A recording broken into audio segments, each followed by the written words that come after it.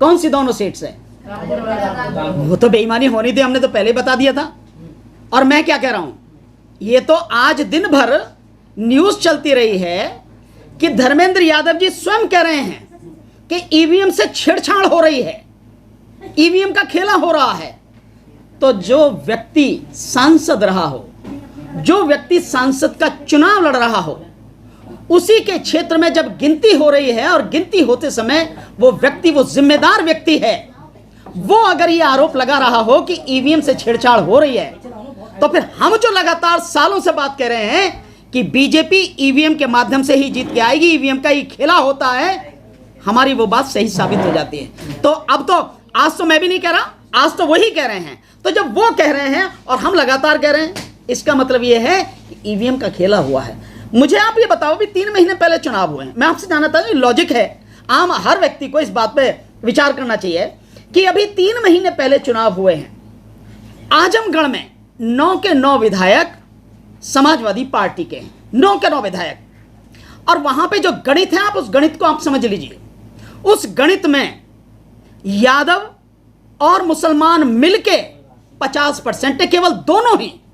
अगर बाकी किसी और को भी अगर आप साइड में कर दो, सो यादव और मुसलमान वो इतने हैं, और फिर तकरीबन 20% के लगभग वहां पे और ओबीसी हैं यादव के अलावा, और इसके अलावा बाकी जो हैं, जो जनरल हैं, और करीब 21-22% वहां पे दलित हैं, जो आंकड़ा निकल के आता है। सो इस सब के होते हुए और 9 के 9 विधायक, हार कैसे सकती है समाजवादी पार्टी? नहीं हार सकती ना। जनता विश्वास नहीं दिखाई होगी ना? नहीं, जनता ने विश्वास नहीं दिखाया, ईवीएम ने विश्वास नहीं दिखाया। ईवीएम की कहानी है सब कुछ। ये हारने के बाद ईवीएम का मुद्दा कहां से आता है? कौन कहता है ईवीएम की? आप देखो तुम्हारे पीछे खड़े हैं सोनू जी, हम तो रात ही पूछ रहे थे, हमने तो कहा, हम तो पहले ही कह रहे हैं कि ईवीएम में गड़बड़ी होगी। आज मतलब काउंटिंग तो आज हो रही है, हम इतने समय पहले से कह रहे हैं। हमने तो रात ही ये इंटरव्यू दिया, इनको ये पूछ रहे थे, हमने रात ही कहा बिल्कुल खेला होगा, ईवीएम का खेला होगा। जब भाजपा जीतती है तो ईवीएम का, अगर आज रामपुर में और आजमगढ़ में अगर समाजवादी पार्टी जीत जाती तो भी आप ईवीएम पर सवाल उठाते हैं? नहीं, मैं तो कह रहा हूं कि ईवीएम से चुनाव आप क्यों करा रहे हो? किसी के हारने जीतने की बात ही खत्म है। मेरा बहुत सिंपल सा है, आप जितने पत्रकार हो, आप सारे पढ़े लिखे हो, बहुत समझदार व्यक्ति हो। मैं आपसे पूछता हूं, और आपके माध्यम से इस देश से पूछता हूं, इस देश के बड़े बड़े पढ़े लिखे लोग जो, उनसे पूछता हूं, आप जानते हो ईवीएम कैसे काम करती है? उसकी टेक्निक क्या है? बताओ। आप नहीं जानते ना? आप में से कोई जानता है? बताओ, आप कोई जानता हो कि ईवीएम की टेक्नोलॉजी क्या है, तकनीक क्या है जिसपे वो काम करती है ईवीएम? और ईवीएम इसके विषय में आपके अलावा कोई और भी जानता हो कैसे काम करती है? जानते हैं आप? नहीं जानते ना? आप बता नहीं रहे हैं, लेकिन आपकी चुप्पी जो है इस बात को सिद्ध कर रही है कि आप जानते हैं कि ईवीएम की टेक्निक नहीं जानते और ईवीएम कैसे काम करती है आप नहीं जानते। और मैं कह रहा हूं लगातार कि इस देश में सबसे ज्यादा पढ़े लिखे तो सुप्रीम कोर्ट के जज हैं। मैं सुप्रीम कोर्ट के जजेस से कह रहा हूं कि आप ही बता दो भाई कि आप ईवीएम कैसे काम करती है जानते हो? उसकी टेक्नोलॉजी क्या है जानते हो? नहीं जानते। सुप्रीम कोर्ट के जजेस, इस देश की 24 हाई कोर्टों के सैकड़ों की संख्या में जजेस हैं, वो उनका पूरा स्टाफ, सारे एडवोकेट, सारे डॉक्टर, सारे professor, engineers, except software engineer जो चंद हैं, उनके अलावा बाकी जितने भी इस देश में पढ़े लिखे ग्रेजुएट हैं, जो 17 करोड़ डिग्रीधारी बेरोजगार हैं पढ़े लिखे, उनसे पूछ रहा हूं, इस देश के हर व्यक्ति से पूछ रहा हूं, जानता है कोई ईवीएम की टेक्नोलॉजी क्या है, कैसे काम करते? नहीं जानता। तो देश में संविधान के द्वारा जो चुनाव प्रक्रिया है, जो बिल्कुल निष्पक्ष, पारदर्शी, शब्दों को सुनना आप, निष्पक्ष, पारदर्शी और स्वतंत्र होनी चाहिए, वो प्रक्रिया उस तरह से हो रही है जिसके विषय में देश की जनता ही नहीं जानती। कहां तक सही है ये? क्यों ईवीएम का इस्तेमाल किया जा रहा है? तुमसे ज्यादा पढ़े लिखे लोग, तुमसे ज्यादा क्वालिफाइड लोग, तुमसे ज्यादा टेक्नोलॉजी में आगे, तुमसे ज्यादा हर चीज में आगे, दुनिया को जो अपने ढंग से चलाते हैं, उन देशों ने ईवीएम को छोड़ दिया। तुम इसको क्यों पकड़े हो? क्यों बीजेपी छोड़ती क्यों नहीं है? बीजेपी 2014 से पहले इतनी जबरदस्त तरीके से इसका विरोध किया था ईवीएम का। उसके एक, मैं बार बार इस बात को रिपीट करता हूं, कहता हूं बार बार कि उसके एक सांसद ने, जीवीएल नरसिम्हा ने 246 पेज की किताब लिखी है, डेमोक्रेसी एट रिस्क, ईवीएम हटनी चाहिए, उसके विषय में। वही पार्टी क्यों पकड़े हुई है ईवीएम को? छोड़ते क्यों नहीं? इसलिए मेरा कहना है कि ईवीएम अगर है तो आप बीजेपी को नहीं हरा सकते। किसी कीमत पर नहीं हरा सकते। सर पंजाब में भी उपचुनाव हुआ है, वहां पर एक सीट से कांग्रेस और एक सीट से आम आदमी पार्टी जीती है, तो वहां पर क्या फर्क पड़ता, क्या फर्क पड़ता? आम आदमी पार्टी किससे जीती है? लोकसभा से, जिससे भगवंत मान रहे होंगे। और आम आदमी पार्टी है क्या? आम आदमी पार्टी बीजेपी की बी टीम है, आरएसएस की तो एजेंट है वो, और क्या है? आपको मालूम है, ये तो एक सीट की बात कर रहे हो। अभी जो 2022 का चुनाव हुआ विधानसभा का, उसमें आम आदमी पार्टी को ईवीएम के माध्यम से ही पंजाब में एस्टेब्लिश किया गया है, इसलिए कि विपक्ष भी अगर हो तो वो भी आरएसएस का ही हो। जो लोग बीजेपी से और मोदी सरकार से खपा हैं, वो लोग अगर जाएं राष्ट्रीय स्तर पे, किसके पास जाएं? तो उसके लिए आम आदमी पार्टी को एस्टेब्लिश किया जा रहा, खड़ा किया जा रहा। इसमें कौन सी नई बात है? मैंने कितनी बार कहा है ये बात। और आने वाले चुनाव में आप देखना, मैं आपको कह दे रहा हूं कि आने वाले चुनाव में इसी साल 2 राज्यों के चुनाव हो रहे हैं ना, गुजरात का और हिमाचल प्रदेश का। हिमाचल प्रदेश में आप देखना कि वही आएगी, आम आदमी पार्टी को जिताया जाएगा। और जो वहां पे है उसमें, जो उसमें है गुजरात में, वहां बीजेपी को जिताया जाएगा। सब ईवीएम का खेला होगा। मैं अभी आपको रिजल्ट बता रहा हूं। क्यों फिर इस बात को कह रहा हूं? इसलिए आम आदमी पार्टी को हिमाचल में जिताया जाएगा, ताकि जो राष्ट्रीय स्तर पर विपक्ष है, उस विपक्ष के रूप में आम आदमी पार्टी नजर आनी चाहिए। आम आदमी पार्टी क्या है? आरएसएस का एक हिस्सा है, बीजेपी की बी टीम है। तो पक्षों विपक्षों दोनों अपने पास रहे, यही आरएसएस का गेम है, यही खेल है। इसी को तो बता रहा हूं। क्यों नहीं कराते आप बैलेट पेपर से चुनाव कराने में? क्या दिक्कत है? किसी को भी क्या दिक्कत है? अनपढ़ से अनपढ़ व्यक्ति जो जानता हो उस प्रक्रिया को, जो पूरी तरह से निष्पक्ष है, पारदर्शी है, स्वतंत्र है, कोई भी व्यक्ति इसको जानता हो, उस प्रक्रिया को अपनाने में क्या दिक्कत है? सर धर्मेंद्र यादव अब सवाल उठा रहे हैं, चुनाव से पहले उनको धरने में बैठ जाना था, ईवीएम से चुनाव होगा तो चुनाव ही नहीं लड़ूंगा। ये सवाल आप धर्मेंद्र यादव जी से पूछो, मेरे से पूछने का नहीं। मैं को उनका वकील हूं। हाँ, ओके। नहीं, आप लोग भी उठा रहे हैं। नहीं, मैं उठा रहा हूं, अलग बात है।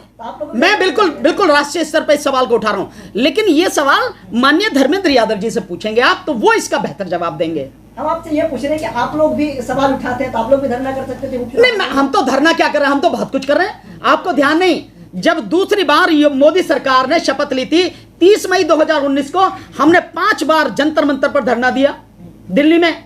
हमने 4 बार राष्ट्रपति को ज्ञापन दिया, डेमोन्स्ट्रेशन करके दिखाया कि ईवीएम में कैसे गड़बड़ी होती है, वीवीपैट में कैसे गड़बड़ी होती है, बाकायदा हमने प्रदर्शन करके दिखाया। इसके अलावा हम अब जो लगातार हमारा चल रहा है, वो ईवीएम के खिलाफ इसको जड़ से उखाड़ के फेंके, हस्ताक्षर अभियान चल रहा, पूरे देश में चल रहा है लगातार। और लगातार लोग जो है सिग्नेचर करके हमें लगातार लेटर भेज रहे हैं।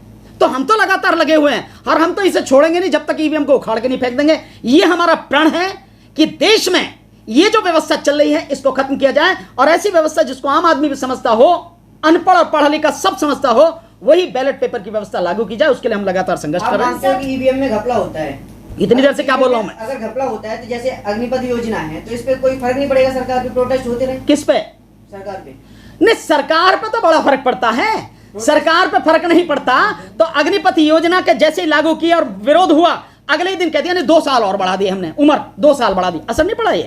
ये सरकार पर असर पड़ता है। और फिर उसके अगले दिन कह दिया जो कि भाई 10% रिजर्वेशन देंगे आपको उनमें। हाँ, उन्होंने कहा कि भाई गृह मंत्री की तरफ से आया कि 10% रिजर्वेशन दिया जाएगा काय में, सेंट्रल फोर्सेस जो हैं, यानी पैरामिलिट्री फोर्सेस, अर्धसैनिक बलों में, और रिक्वेस्ट की जाएगी राज्यों से कि वो पुलिस विभाग में भी इनको 10% की वो दें। तो आए नहीं, फर्क नहीं पड़ता, फर्क नहीं पड़ता। किसान आंदोलन में घुटनों पर आगे मोदी जी, फर्क नहीं पड़ता। सर लेकिन जिस तरह से कह रहे हैं आप ईवीएम में गड़बड़ी हुई है, लेकिन मायावती की वोटिंग परसेंटेज तो बड़ी है ना सर? अरे मायावती जी की वोटिंग परसेंट आप कह रहे हो बड़ी है, मायावती जी का तो कहानी खत्म हो गई। आज का रिजल्ट देखिए ना। काहे का रिजल्ट देखो यार, मैं जानता हूं मायावती जी की कहानी खत्म हो गई। और वो सब कुछ जो हुआ है, जो इतना भी सब कुछ हो रहा, मैं इतनी देर से तो बोल रहा हूं कि ईवीएम में ही है सारा सब कुछ। और है क्या? कैसे आएगा सर? कितना वोट? ये इतना वोट इसीलिए है इधर से इधर शिफ्ट किया जाता है, ताकि जो है अपने कैंडिडेट को जिताने में आसानी रहे और लोगों को मूर्ख बनाया जा सके।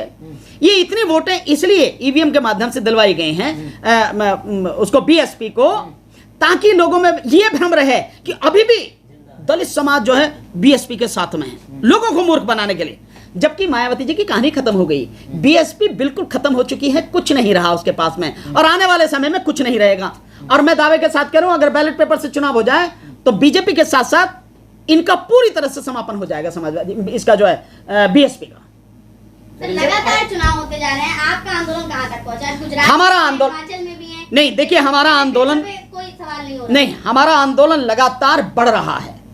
हो सकता है लोगों को लगे कि स्पीड धीमी है, लेकिन हमारा आंदोलन लगातार बढ़ रहा है, क्योंकि लोगों को कन्विंस करना निश्चित रूप से थोड़ा समय लगता है, पर लोग धीरे धीरे अब कन्विंस हो रहे हैं। एक समय तक ही जिस समय हमने आंदोलन शुरू किया, उस समय बड़ी मुश्किल से 4 में से 1 व्यक्ति जो है ईवीएम के विषय में चर्चा करता था, लेकिन आज स्थिति यह है कि आज 3 में से 2 व्यक्ति ईवीएम के विषय में चर्चा कर रहे हैं, और लगातार यह आंदोलन बढ़ता और फैलता चला जा रहा है। और मुझे विश्वास है कि जिस तरह से लोगों का सहयोग मिल रहा है, हम लोग जिस तरह से काम कर रहे हैं, एक दिन इस देश में सरकार को नहीं तो सुप्रीम कोर्ट को ईवीएम को हटाना ही पड़ेगा, कोई रास्ता उनके पास बचेगा नहीं। सर एक सवाल है, आजम खान का आरोप है कि बूथ कैप्चरिंग हुआ, 900 वोट जहां मुसलमानों का एक जगह पे वहां पे 6 वोट। यार मुझे समझ में नहीं आ रही कि तुम जो दूसरों के सवाल है मेरे से क्यों पूछ रहे हैं। पहले धर्मेंद्र यादव जी का तुम मेरे से पूछ रहे सवाल, अब तुम आजम खान जी का सवाल मेरे से पूछ रहे। नहीं, आजम खान से पूछो ना जाके। नहीं, मैं मेरी प्रतिक्रिया क्या, मैं तो बता दिया बूथ कैप्चरिंग की क्या जरूरत है यार, ईवीएम से सब कुछ कैप्चर हो जाता है।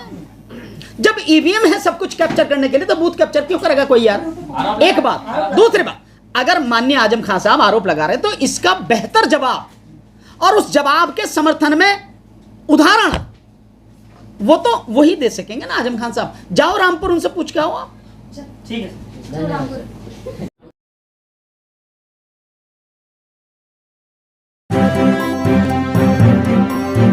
मीडिया वॉइस, आपकी आवाज।